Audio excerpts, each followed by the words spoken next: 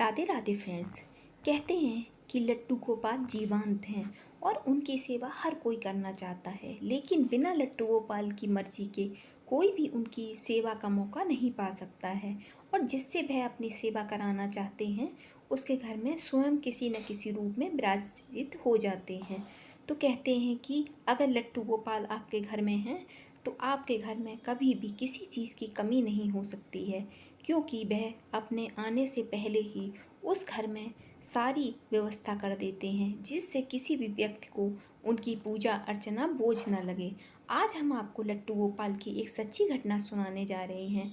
ये कहानी एक ज्वेलर्स की है जो ज्वेलरी का काम किया करता था। यह कहानी एक सच्ची घटना है, इसे सुनकर आपका हृदय गदगद हो जाएगा।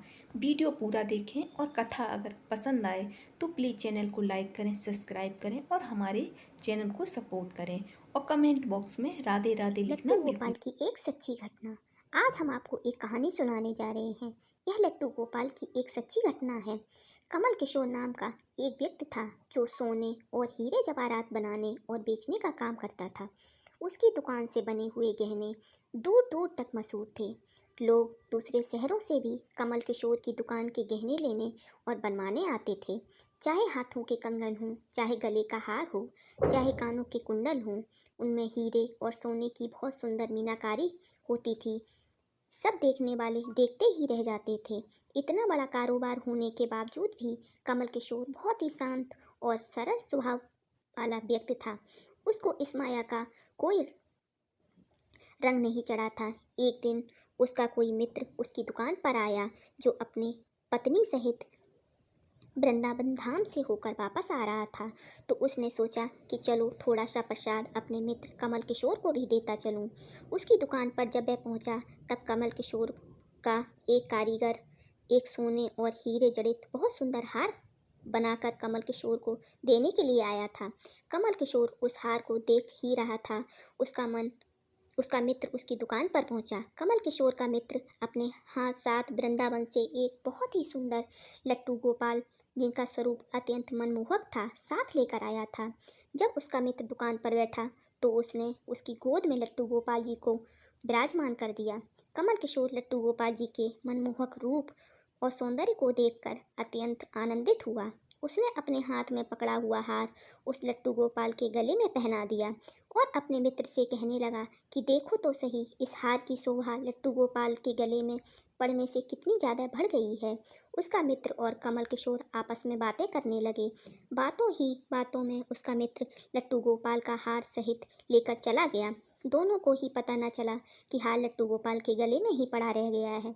कमल किशोर का मित्र अपनी पत्नी सहित एक टैक्सी में सवार होकर अपने घर को रवाना हो गया। जब वह टैक्सी से उतरे तो भूलवश लट्टू गोपाल जी उसी टैक्सी में रह गए।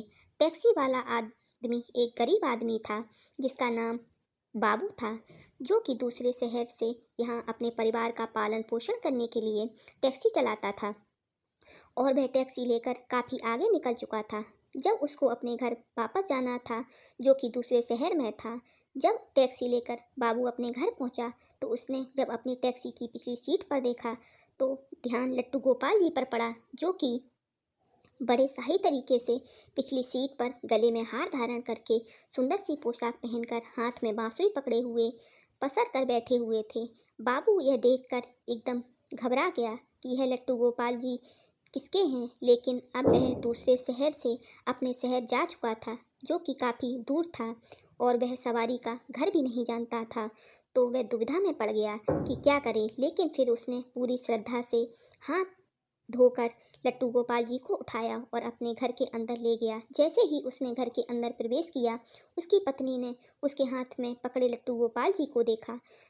इतनी सुंदर स्वरूप वाले लट्टू गोपाल जी को देखकर उसकी पत्नी ने झट से लट्टू गोपाल जी को अपने पति के हाथों से ले लिया और अपनी पत्नी, जिसकी 8 साल शादी को हो चुके थे, उसके अभी तक कोई संतान नहीं हुई थी, लेकिन गोपाल जी को हाथ में लेते ही उसका वात्सल्य भाव जाग उठा। उसकी ममतामयी करुणामयी आंखें झरझर बहने लगीं। ममता बस और वात्सल्य बस भाव के कारण ठाकुर जी को गोद में उठाते ही उसको ऐसा लगा किसी ने किसी अपने ही बच्चे को गोद में उठाया हो। उसके स्तनों से अपने आप दूध निकलने लगा।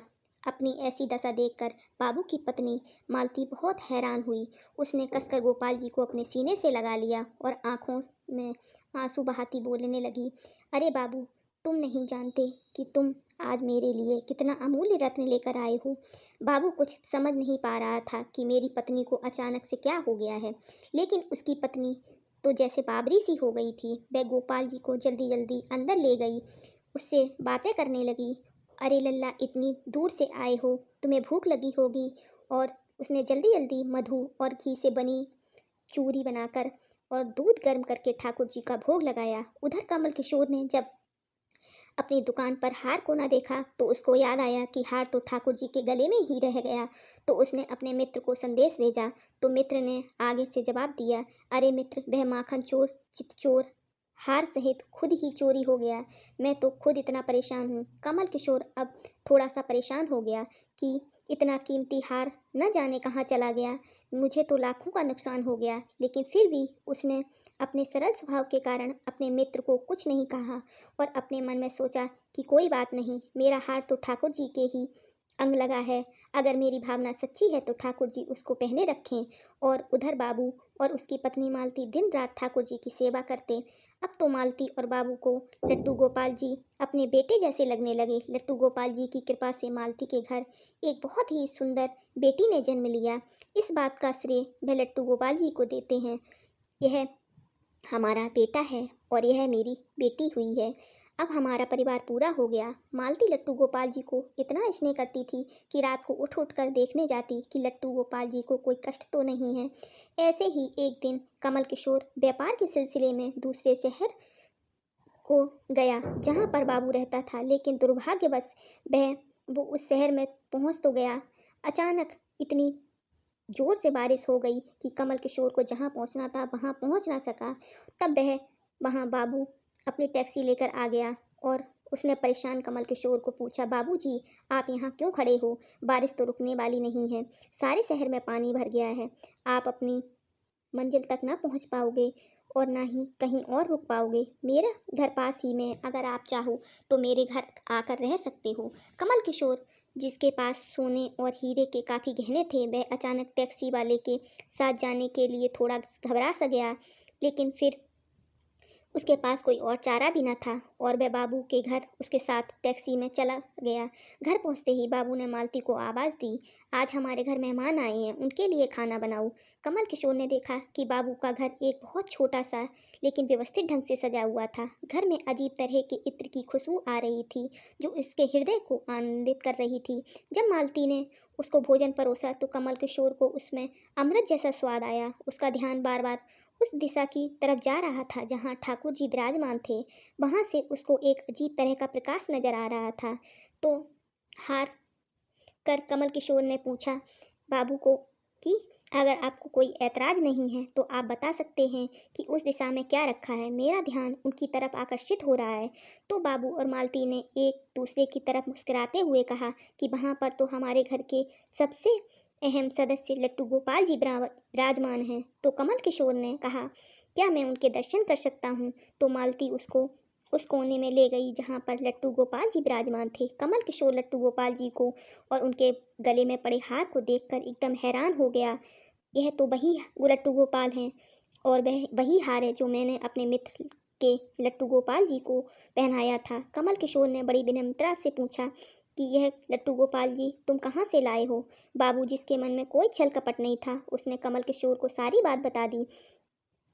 कैसे उसको संयोग से लट्टू गोपाल जी ने उनके हमारे घर पे आने से हमारा दुर्भाग्य सौभाग्य में बदल गया। तो कमल किशोर ने कहा, तुम जानते हो जो हार ठाकुर जी के गले में पड़ा है उसकी कीमत क्या है? तो बाबू और मालती ने बड़ी विनम्रता से हाथ जोड़कर कहा कि जो चीज़ हमारे लट्टू गोपाल जी के अंग लग गई, हम उसका मूल्य नहीं जानना चाहते। हमारे लल्ला के सामने किसी भी चीज़, किसी भी हार की कोई कीमत नहीं है, कोई मोल नहीं है।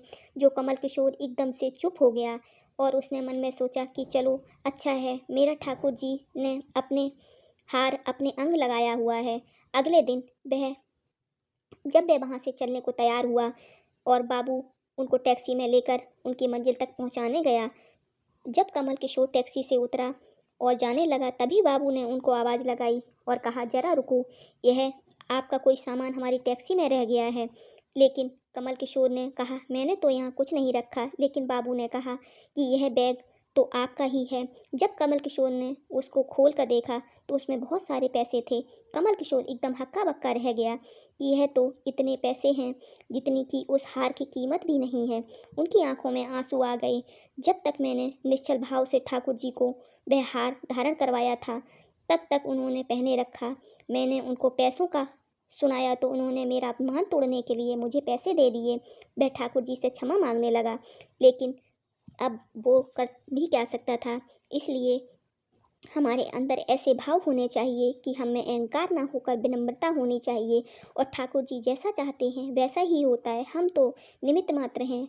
कौन ठाकुर जी को वृंदावन से लाया और किसके घर आकर वह विराजमान हुए, यह सब ठाकुर जी की लीला थी। जिसके घर वह रहना चाहते हैं, जिससे वह सेवा कराना चाहते हैं, वह उसी को यह सौभाग्य प्राप्त कराते हैं। और उसी तरह का हमारे मन में भाव हो जाता है। कहते हैं कि बड़े से बड़े सेठ भी ठाकुर जी की सेवा नहीं कर सकते हैं, और गरीब से गरीब इंसान से भी ठाकुर जी अपनी सेवा कराने का सौभाग्य उसे प्रदान कर सकते हैं। तो यह ठाकुर जी की एक सच्ची घटना है। जो व्यक्ति पूरी श्रद्धा और पूरी भक्ति से ठाकुर जी की पूजा अर्चना करता है और मन में भावना रखता है, उसकी सभी मनोकामनाएं, समस्त कार्य ठाकुर जी स्वयं पूरे करते हैं। राधे राधे। जय श्री कृष्ण। वीडियो पसंद आया हो तो प्लीज़ चैनल को लाइक करें, सब्सक्राइब करें और ज़्यादा से ज़्यादा शेयर करें।